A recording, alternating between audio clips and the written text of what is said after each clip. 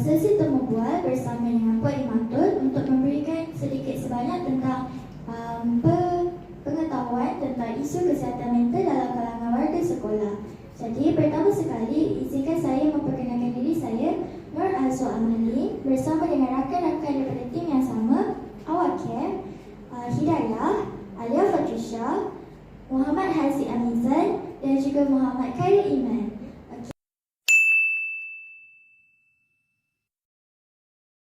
Pertama sekali soalan saya ialah isu kesihatan mental antara masalah utama yang dihadapi individu terutama selepas pandemik COVID-19.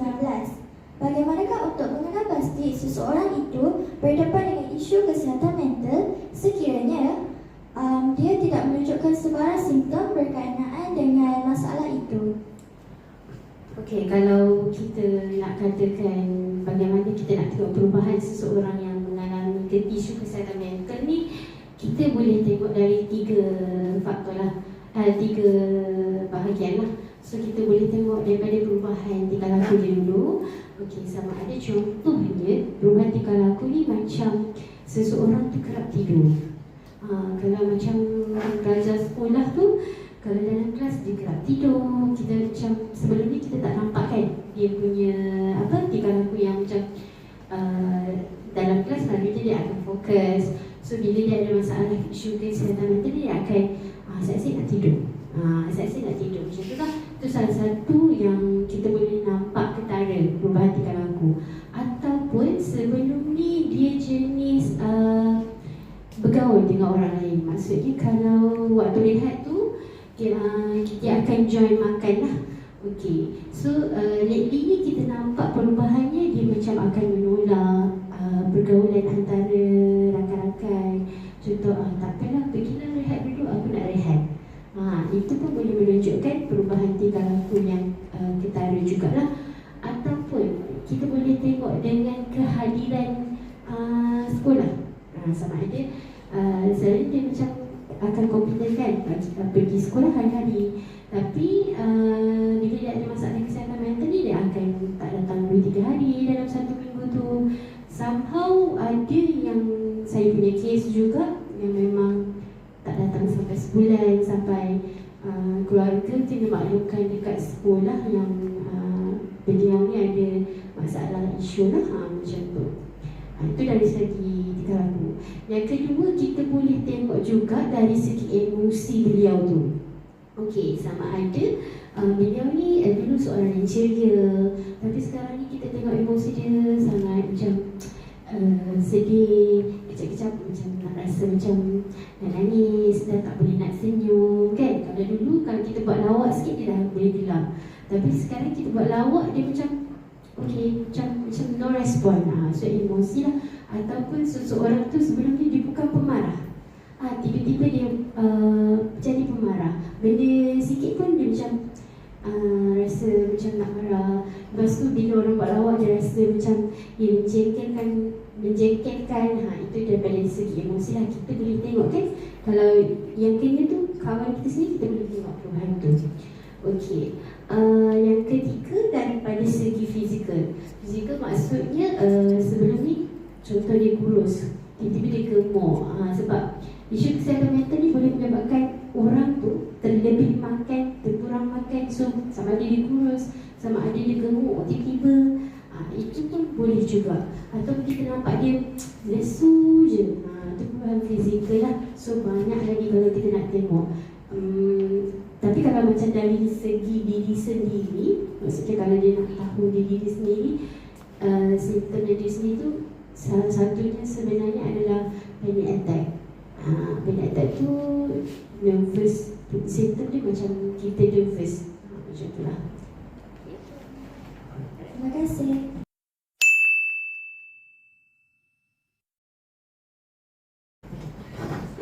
Terima kasih Puan atas pencerahan soalan pertama tadi.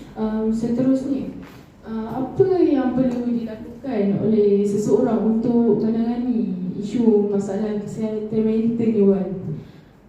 Okey, bila seseorang dia mengalami masalah kesihatan mental, sebenarnya bila kita cakap tentang kesihatan mental, seseorang tu hanya tahu Maksudnya orang di sekeliling kadang-kadang macam tak sedar pun seseorang tu sedang mengalami masalah kesihatan mental ini, sebab kesihatan mental ni dia berkaitan dengan emosi. Bila emosi, orang sekeliling susah nak nampak. So dia sendiri yang akan rasa sama ada dia dalam keadaan stres, anxiety. Jadi bila dia rasa, dia dah tahu diri dia, maksudnya kita kena tahu alam diri kita sendiri kan. Macam mana alam, maksudnya kalau orang tak ada anxiety, alam diri dia maksudnya dia start ada develop. So maksudnya aku tengah ada isu ni.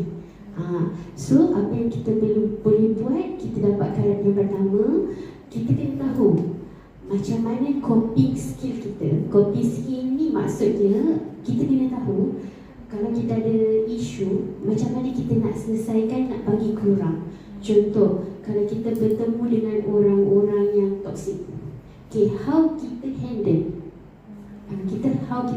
dengan untuk bertemu dengan orang ini, itu adalah coping skill kita. Contohnya lain, ataupun kita bila kita ada masalah, kita tahu kita ada tengah ada isu, kita boleh buat teknik-teknik relaksasi yang macam-macam kita dapat. Kita boleh belajar. Itu yang pertama lah. So yang kedua, kalau agak macam coping skill kita sendiri tu tak boleh nak handle, dapatkan rawatan. Sekarang ni rawatan sangat mudah untuk didapati lah.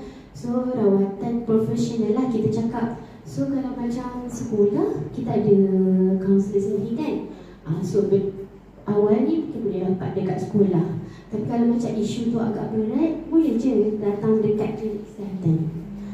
So sebab kita sekarang sejak daripada COVID hari tu, tahun 2020, kita memang dah ada rawatan untuk mental health ni dekat klinik kesihatan. Sebelum ni memang dekat hospital sahaja.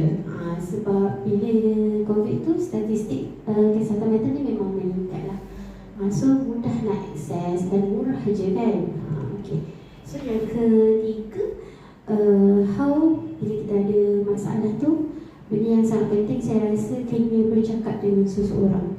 Jangan simpan sendiri. Bila kita simpan sendiri, kita overthinking, itu yang bahaya, boleh menyebabkan kita ada tendensi untuk self-harm. Self-harm ni untuk cederakan diri lah. Macam-macam cara lah sekarang ni. So itu kita boleh kupas lebih lanjut lah kalau nak tahu. Itu sahaja.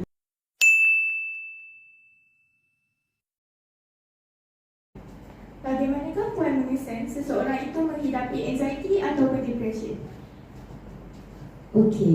Kalau kita kata tentang anxiety dengan depression ni, dia lebih fokus lah. Untuk soalan yang tadi, dia secara umum betul tak? So, anxiety dengan depression ni, dia simptom. Kita bukan cakap anxiety, depression sahaja, kita boleh cakap juga stress. Anxiety dengan depression ni lebih kurang je, dia punya simptom tu lebih kurang, tapi ada benda yang membezakan antara dua ni lah. Kalau kita kata anxiety ni dia risau, bimbang ataupun takut yang melampau-lampau. Contoh benda tu kecil kan, tapi dia besar-besarkan benda tu, so dia boleh dapat panic attack. Itu beza dia lah. Panic attack ni macam jantung dia laju, tangan dia menggigil, nafas dia laju, dia macam sesak nafas lah. So boleh jadi kalau dia teruk juga, dia boleh letak. Itu beza dia lah kalau anxiety. Tapi kalau macam depression ni, kalau macam anxiety tu dia terlalu memikirkan apa nak jadi kan. Tapi kalau macam depression ni kemurungan. Kemurungan ni dia kena alami benda tu selama 2 minggu berturut-turut. Maksudnya dia berkeadaan itu selama 2 minggu, baru kita boleh kata dia sedang mengalami depression lah. Antara simptom yang kita boleh bezakan dengan anxiety ni, depression ni perbezaan dia dah start tak function kehidupan harian dia lah. Maksudnya kalau dia minor depression sahaja, dia still boleh pergi sekolah, dia still boleh pergi sekolah lah senang cerita, tapi dia akan pergi balik sekolah saja. Dia dah tak function kehidupan harian dia, dia dah tak bertemu dengan orang, dia macam dah start nak asingkan diri daripada orang lain. Maksudnya tak apalah, tak payahlah keluar. Contoh kawan ajak main bawa tertang kan, So dia macam tak apalah, duduk dalam bilik je lah. Ataupun kalau kat rumah, dia banyak duduk dalam bilik saja.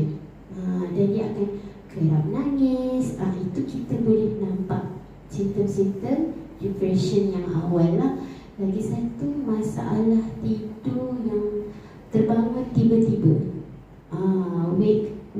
Wake up early morning lah kita panggil kan. So dia akan kerap terjaga. Itu pun salah satu tanda orang tu sedang mengalami depression juga. So dia mungkin ada something yang pernah berlaku membuatkan dia memikirkan kenapa benda ni jadi kat dia. So that's why dia dapat kemauan tu lah.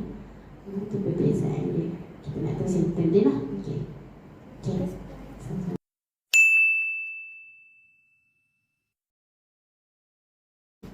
Puan, apakah yang perlu dilakukan oleh seseorang individu sekiranya mereka ingin mendapatkan bantuan berkaitan isu kesihatan mental dan anggaran bayaran? Okey, kalau kita ke bantuan, first sekali kalau selalunya lebih ramai yang mencari macam mana kita nak dapatkan rawatan. Okey, so sekarang ni rawatan sangat mudah. Yang pertama kita kena tahu adakah kita sedang mengalami isu kesihatan mental. Okey, bila kita dah tahu kita berkeadaan dalam stres ke, anxiety ke, boleh je dapatkan bantuan awal dulu. Kalau dekat sekolah kita boleh pergi dekat guru kaunseling dulu lah. Okey, sebab kita kata kaunseling dia akan dapat rawatan awal lah. So kalau agak-agak tak boleh handle, so boleh je pergi dekat klinik kesihatan. Memang ada rawatan kaunseling, dan dekat sana kalau agak-agak teruk, doktor memang akan bagi ubat lah. Okay, dia punya bayaran tadi kan tanya. Okay, bayaran dia murah saja. Kalau dekat klinik kesihatan memang RM1 saja setiap kali rawatan. Itu untuk warga negara lah. Kalau bukan warga negara, lain-lain rate harga dia memang murah. So berbanding kalau kita pergi dekat swasta, dia memang satu sesi tu sampai ratusan ringgit lah. So untuk langkah awal boleh pergi klinik kesihatan dulu. Okay, macam tu.